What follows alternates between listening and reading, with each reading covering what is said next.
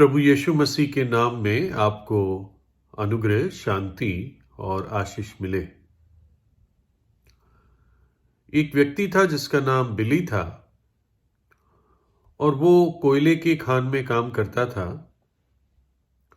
और वो काम आसान नहीं था, मुश्किल था, मेहनत करनी पड़ती थी। लेकिन इस व्यक्ति का जीवन बहुत शराब में और बर्बादी में था। जो कुछ उसको मिलता था वो शराब और अय्याशी में खर्च देता था। लेकिन उसके जीवन में एक दिन आया जब उसने प्रभु यीशु मसीह को अपना व्यक्तिगत उद्धारकर्ता की तरह जाना, अपने पापों से पछतावा किया और उसने एक नया जीवन शुरू किया। और ये हुआ 1823 में ईस्वी।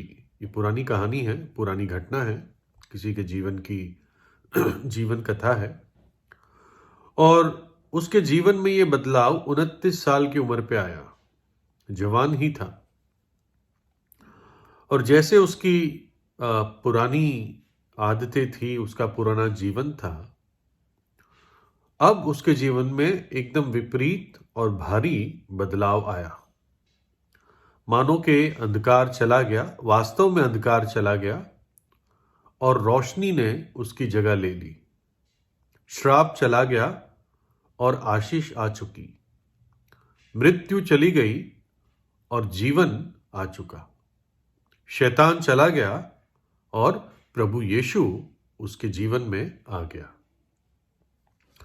और इतना अच्छा उसका जीवन हो गया कि आम लोग भी उसको अप्रिशिएट करने लगे और उसको एक पदवी दी लोगों ने कि ये परमेश्वर का खुश भला मानुस है, गॉड्स ग्लैड मैन। और ये इसलिए हुआ क्योंकि हर एक सच्चे खोजी को, हर एक पापी को जो अपने पाप से पछतावा करके प्रभु यीशु पर विश्वास करता है, परमेश्वर उसके हृदय में एक अद्भुत आनंद और शांति देता है। वो हमारी समझ से परे है। वो एक व्यक्ति सिर्फ अनुभव कर सकता है, अपना व्यक्तिगत अनुभव कर सकता है। परमेश्वर ने उस बिली के जीवन के दुख को, निराशा को और जो डिप्रेशन से वो गुजरता था, वो हटाकर उसके हृदय में आनंद उंडेल दिया। और प्रभु यीशु के लहू ने उसके सारे पापों को धो दिया जब उसने विश्वास किया। क्योंकि कलवरी के क्रूस पर प्रभु यीशु ने मेरे और आपके लिए और जगत के लिए अपना लहू बहाया ताकि हमें पापों की क्षमा और शुद्धि प्राप्त हो सके। भजन लिखने वाला कहता है, तूने मेरे लिए विलाप को नृत्य यानी नाच, नृत्य में बदल डाला। तूने मेरा टाट उतरवाकर मेरी कमर में आनंद का पटुका बांधा है, ताकि मेरी आत्मा तेरा भजन गाती रहे और कभी चुप न हो। हे मेरे परमेश्वर यहोवा, मैं सर्वदा तेरा धन्यवाद करता रहूंगा। वो कहता है, मैं विलाप में था, परंतु तूने मुझे उतनी खुशी दे दी कि मैं नाच उठा। जो मेरे दुख का टाट मुझ पर था, पुराने समयों में लोग अपने ऊपर टाट और राख छिड़क देते थे, टाट ओढ़कर। कहता है, तूने मेरा टाट उतरवाकर मेरी कमर में आनंद का पटुका बांध लिया है। ये एक पापी व्यक्ति परमेश्वर से कहता है कि प्रभु तूने ऐसा मेरा जीवन बदल दिया है। तो बिली का जीवन जब बदल गया तो अब वो और कुछ काम करने लगा, मेहनत करने लगा। पहले भी करता था, लेकिन पहले बस वो ये समझिए उसके जीवन में एक नया अध्याय शुरू हुआ। तो एक दिन वो अपने ही जो भी छोटे से उसने खेती कर रखी थी, उसमें से आलू खोद रहा था। आलू पक गए थे और आलू खोद रहा था और उसको ऐसा लगा कि उसके मन में बड़े शक के विचार आ रहे हैं। और बाइबल बताती है कि शैतान ये कोई काल्पनिक चीज नहीं है। शैतान अंधकार का राजा है और वो हर एक परमेश्वर की भलाई और परमेश्वर के कार्य का विरोधी है और उसकी पूरी कोशिश है कि जितने हो सके उतने मनुष्य को नरक में खींच के ले जाए, कि लोग यीशु पे विश्वास ना करें। ये शैतान का पूरा उसकी एक योजना है, क्योंकि प्रभु यीशु पे विश्वास करने से पापों की क्षमा मिलती है और जब एक व्यक्ति को पापों की क्षमा मिलती है तब वो स्वर्ग प्रवेश करता है। और शैतान की पूरी कोशिश है कि लोग प्रभु यीशु पर विश्वास ना करें और उद्धार ना पाए। यहाँ पे कोई धर्म की बात है ही नहीं, क्योंकि प्रभु यीशु धर्म बनाने आया ही नहीं। जो दिखता है वो लोगों ने बना दिया। प्रभु यीशु तो पापियों को बचाने के लिए आया। तो बिली को ऐसा महसूस हुआ कि शैतान की आत्मा उसके मन में कुछ विचार डाल रही है और उसको ऐसा एहसास हुआ कि शैतान कह रहा था कि बिली, परमेश्वर तुझसे प्रेम नहीं करता। अगर तुझसे प्रेम करता होता तो तुझे ये आलू ना खुदवाता, और देख कितने थोड़े हैं। और बिली समझ गया कि ये शैतान की फुसफुसाहट मेरे कान में हो रही है, और बिली ने उस आवाज के विरुद्ध जवाब दिया। बिली ने कहा कि शैतान, मैं पहचानता हूं, मैंने तेरी बहुत सेवा की, जो सारी बातें तूने मुझे कही, गंदगी बताई, वो सब कुछ मैंने अपने जीवन में किया, और मुझसे बेहतर गुलाम तुझ स्वामी को मिल नहीं सकता था। लेकिन जब मैंने तेरी सेवा की, क्या तूने मुझे आलू भी दिए? जब मैंने तेरी सेवा की, क्या तो मुझे कुछ भी जीवन में भलाई मिली?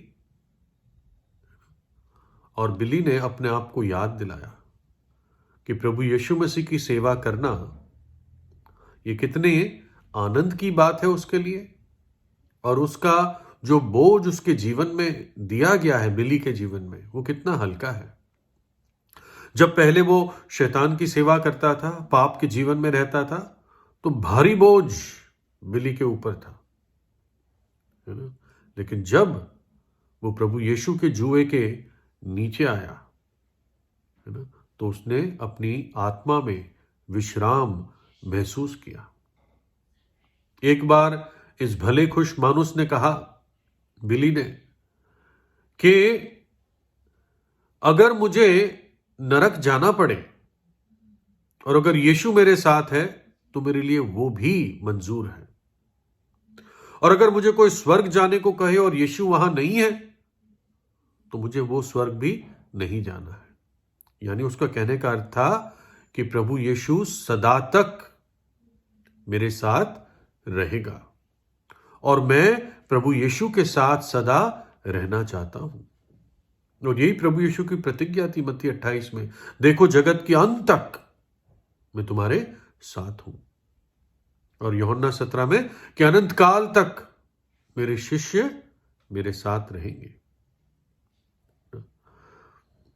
रोमियो की पत्री में लिखा है, सो जिन बातों से अब तुम लज्जित होते हो, यानी जो पहले बुरी बातें तुम्हारे जीवन में थी, अब सोचकर लज्जित होते हो, उनसे उस समय तुम क्या फल पाते थे, क्योंकि उनका अंत तो मृत्यु है।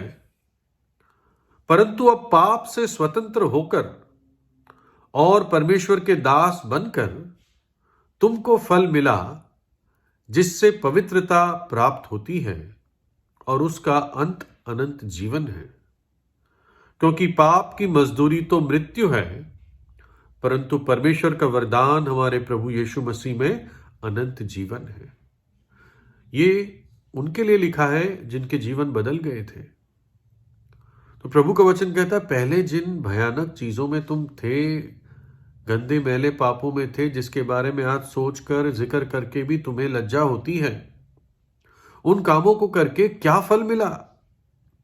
लेकिन अब प्रभु यीशु के सेवक बनकर तुम्हें कैसी एक पवित्र जीवन और अनंत जीवन परमेश्वर ने वरदान में तुम्हें दिया है ना। जैसे बिली शैतान को कह रहा था, जब तेरी सेवा करता था मुझे क्या मिला, आलू तक नहीं मिले, लेकिन अब जब मैं प्रभु यीशु की सेवा करता हूं तो उसने मुझे इतना अद्भुत आनंद दिया है ना। और वो हमारा पिता है, हर एक जरूरत का ध्यान रखता है। देखिए, पाप का बोझ बहुत भारी है और उसकी सजा उससे भी भारी है, सहने से भारी है। भयानक नरक का दंड जो अनंत काल के लिए है वो हमारी समझ से बाहर है, लेकिन यही पापों की सजा है। और परमेश्वर जानता ही इतनी भयानक सजा है, इसलिए खुद मनुष्य का रूप धारण करके कलवरी के क्रूस पर मेरे और आपके लिए जान दी, हमारी सजा को अपने ऊपर लिया। तो हमारी सजा तब हट सकती जब हम उस पर विश्वास करें, सच्चा पछताव करके प्रभु यीशु पे विश्वास करके ही वो सजा हट सकती है। वो तीसरे दिन जी उठा, आज जीवित है और कहता है, हे सब परिश्रम करने वालों और बोझ से दबे लोगों, मेरे पास आओ, मैं तुम्हें विश्राम दूंगा। मेरा जुआ अपने ऊपर उठा लो और मुझसे सीखो, क्योंकि मैं नम्र और मन में दीन हूं, और तुम अपने मन में विश्राम पाओगे, क्योंकि मेरा जुआ सहज और मेरा बोझ हल्का है। तो प्रभु यीशु को अपने हृदय में बुलाए, है ना। आज साल का आखिरी दिन है। अगले साल में क्या क्या होने वाला है हमें नहीं मालूम है। बाइबल कहती है अंतिम दिन भयानक ही होंगे, लेकिन परमेश्वर अपने डरवैयों की रक्षा करता रहेगा, उनको हर एक परीक्षा से बचाता रहेगा। कैसे करेगा? वो परमेश्वर है, वो अपने आप करेगा, है ना। लेकिन आप बिना प्रभु यीशु के अगले साल में और भयानक दिनों में और खतरों में प्रवेश ना करें। प्रभु यीशु से आज ही प्रार्थना करें। प्रभु यीशु आपको आशीष दे।